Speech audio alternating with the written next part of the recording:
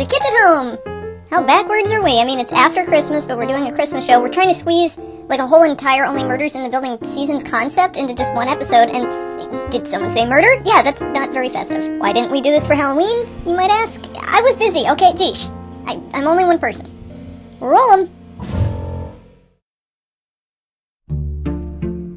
Take it from me is a phrase I've heard a lot of people use when prefacing a story derived from personal experience. So yes, take it from me. As a doctor and avid observer of human behavior, I must report the people I have met in this building during the course of my work seem to be in complete lack of communication with themselves, causing them to make things much harder than they have to be for themselves and those around them. Take a cold or illness, for example. The human body gives a plethora of signs and signals that it is time to go lie down, or to take it easy on the junk food, such as sneezing, chills, sweating, congestion. What? I'm sorry, what? I can't hear you. And fever. 102? But instead of addressing these warning signs, most find their way to me, after a substantial amount of time popping halls like candy, sneezing on coworkers, and tipping over the sink with a teapot up their nose. And don't forget, have you tried sleeping on 2 pillows? Some people ignore things entirely, being of the mind that if they do not consider it, it will not exist. It is one thing to freeze out a cold. I do believe I made a pun there, but that same line of reasoning can become habitual, and if not treated, it can lead to far more serious mistakes. You want to get that? I can call him back later. In further research, I have also deduced that a common symptom of selective ignorance is becoming completely and absurdly fixated on something else. Anything else. Good afternoon. What floor? Oh, just down. All the way. No, not to hell. Just to the ground floor of the building. Oh, shoot. We're going up. All the way? That's cute. He's cute. Just a few flights. If we can find them all together. Well, if we find the one, we're sure to find the rest. But we've been looking all day. Oh gosh, I'm nervous. Look, he has a trash bag, just like Tim Kono. We're in an elevator with a man holding a garbage bag. I'm sorry, sir. She's just admiring your trash. Yes, well, you have nice shoes. Red is in this year. I heard. Thanks. I'm sorry. I'm Father Charlie, and this is Sister Megan. How is he your father if you are his sister? You have a wonderful sense of humor. A sense of humor is so important, don't you think? So is a sense of serious. Please stop looking at my trash. You are making me uncomfortable. You'll have to forgive her. She's just overly excited. Thank you for the insight, but I could have gotten that same news without catching the scent of your wintergreen toothpaste. I'll give you some space. I suppose I'm just a little overly excited myself. Please stop the elevator here. I'm going to get off before my garbage turns the pair of you on any further. Thank you. It's been cute. Alright. This cold medicine isn't helping at all. Bills. Oh, a Christmas card. This is a friendly holiday reminder to schedule your eye appointment now. We'll see you in the new year. Oh, that's sweet. Junk mail? I guess you have to write letters if you want to receive them. Well, at least I had this beautiful one from my son. Right? William Putnam, yes. Yeah, good. Maybe I'll put it on the mantle before I lose it. But first, more NyQuil. I really should just give up and pour it into a wine glass. Then maybe I wouldn't feel so sick. Oh, wine glass of NyQuil, that's glass. My head. Did I leave the record player on? Hey, took you long enough. I don't like to be left alone. I helped myself to your robe. It's so cozy. Oh, and I picked up your newspaper. But don't worry, I won't tell you what's in it. Oh my God.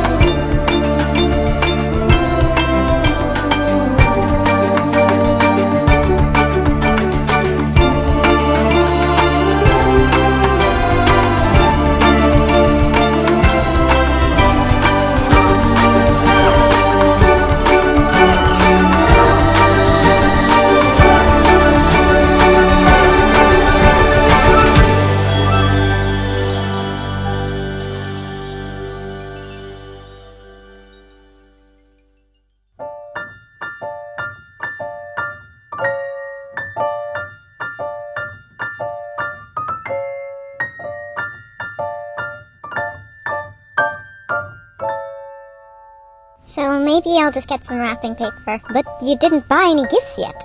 Well, I have to start somewhere. What? What is it? Just a text from Oliver. Okay. Am I gonna have to wait for the film to come out? Or, Oliver can't meet us for Christmas shopping. He says he has a guy in his bathrobe. What? No, he says he has a bow tie stuck in his wardrobe. Autocorrect, am I right? A bow tie. That sounds serious. Mabel, don't. Charles, please don't come over. Stall Mabel or something. I have to get a guy out of my bathrobe and apartment. I'll explain later if I can. P.S. Please don't eat all the coffee cake. I'm sorry. Do I know you? How can you say that? Oh, easily. I've never met you before. I guess we haven't met properly. This is properly. Please put some clothes on. Relax. They're under the robe. Oh, thank God. What exactly did you think was going on here? Well, first off, something that would involve both of us being drunk. That's a good idea. What is that stuff? It looks yucky. Yucky? Yeah, if you're sick, you should try that pink amoxicillin. I hear that stuff's really good. We're drifting. Look, I'm a little surprised you don't remember me at all, but it's okay. You have until Christmas. I just came here to meet you before I go. Go? You're going? Yeah, after Christmas. Look, apparently I'm supposed to figure out who you are, remember you, or whatever, but I'd be so bold as to ask your name. Z. Z. It's a great name. I'm sorry. I slip in and out of accents sometimes. I'm in theater. I know. And, well, I used to make my son laugh and laugh when he was a kid. What? You've gone pale. Even for the ghost of Christmas past. Funny you should say that. Call me that. You are a ghost?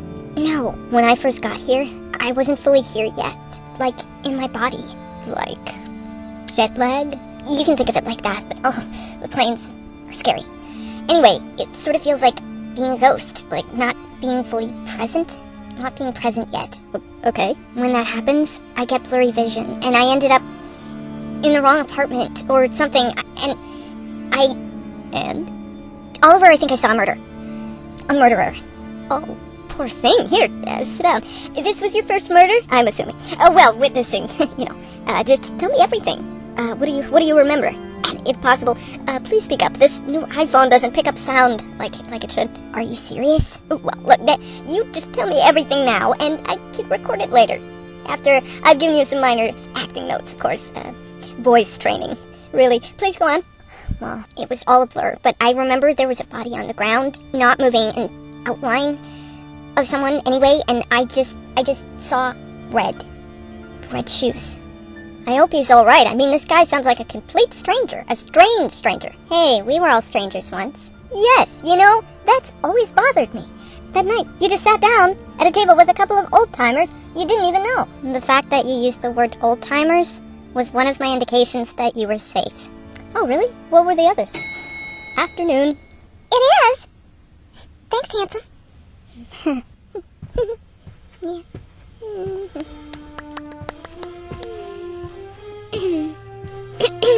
Will you two quit following me? Gosh, you give the girl a time and you think you can just start chasing her around? We're here to see a friend of ours. What are you doing here? That's funny. I'm here to see an enemy. Oliver? Well, I guess he's not really an enemy anymore. It was years ago. He took me out to a nice candlelit dinner. Oh, the laughs we had. Sending back our food after eating half of it. Making fun of the piano player for being too intrusive. The violin player really had it coming too. We got him fired. And then, later, during dessert, we made a waiter cry. But I say, if you're gonna serve food, you shouldn't wear hair that can just slip off into the cherry's jubilee like that. Now that I think of it, I yelled at all those people, but Oliver was a perfect gentleman. Just happy to be there with me. We took a long walk along the river on Upper Bridge, where you don't get mugged. And just when I thought he was going to lean in, kiss me, he asked me for $10,000 to fund his latest crappy little play. Ha! They say you can't get mugged on the Upper River Walk. I could have slugged him, but I usually outsource such things to my maid Rosario, and since she was busy referring all my coats by hand that week... Oh, anyway, long story short, he said he'd make it up to me this year by writing my dear friend Jack a Christmas play, tailor-made just for him. When I get my hands on that play, we're even. So you gave him the 10 grand? Oh, of course. He knows how soft and giving I am. Honey, what is this? What's going on? What's happening? It's plaid. A plaid skirt? For Christmas? Really? That's a little on the nose, don't you think? Open up, Lucky Charms! I want that script you owe me! I can't imagine why Oliver didn't kiss you. You're so soft and giving. Oh, look! Other people. Why don't you tell them the fascinating dinner story about how you got a violinist fired, who probably lived on tips to feed his 5 small children at home, and we'll just go in and get Oliver for you. Well, this is Sister Megan. My name is Father Charlie Mayhew. We're here because we're fans of the Only Murders in the Building podcast that Mr. Putnam is involved with. Sister Megan herself is a rather astonishing writer. Well, honey, I don't care. Nope. He told you that? He thinks he saw a murderer? And the victim. Listen, I have it all on tape.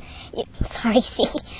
My thumb might have accidentally brushed the record button while I was putting my phone back in my pocket. I thought you said you weren't recording me. He's always recording. Here, listen. Voice training.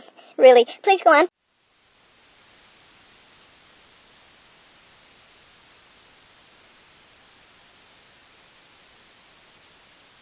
Well, I don't understand. I could have told you my voice wouldn't record. And there's no point in taking pictures of me either. Oh, I wasn't taking a picture of him. I was just checking my Instagram. You don't have an Instagram account. Well, you don't know. See, why won't you show up in pictures? I'm not always fully here, but when I am, it can be overwhelming sometimes. Just being in a body, you know? Hear that? I'm shocked all 3 of you can see me, to be honest. I was only meant to appear to Oliver. Then, before you ask, he's not a ghost. Okay, you told me. Oh, God. It's this cold medicine. I'm imagining things because of this stuff. You know, it's that great tasting, nighttime sniffling, sneezing, coughing, aching, stuffy head fever, visions of handsome apparitions so you can rest medicine. That's not how the commercial goes. Look, no matter what you think I am, I know what I saw. Sort of saw. I mean, I just wanted to warn you. That's it. I don't even know what apartment I was in. Okay, I don't even know. He is right. We should just get back to Christmas festivities for now and set aside thoughts of murderers and red footwear and, well, you know, I could really go for a piece of that coffee cake right about now. Really hit the spot. You ate it, didn't you? You ate all of the coffee cake? Well, we thought you're sick. Come over and, you're cold? Yeah, sorry. Not to worry. I know how to bake. Who wants toaster strudel? They'll be ready in 5 minutes. He's kind of childlike, isn't he? You notice that too? Who is this guy to you? I swear, I've never met him, but at times, he does seem familiar. The nun and the priest. Please, Mabel, I'm not in the mood for jokes. No, we left them standing in the hallway with Karen. Karen?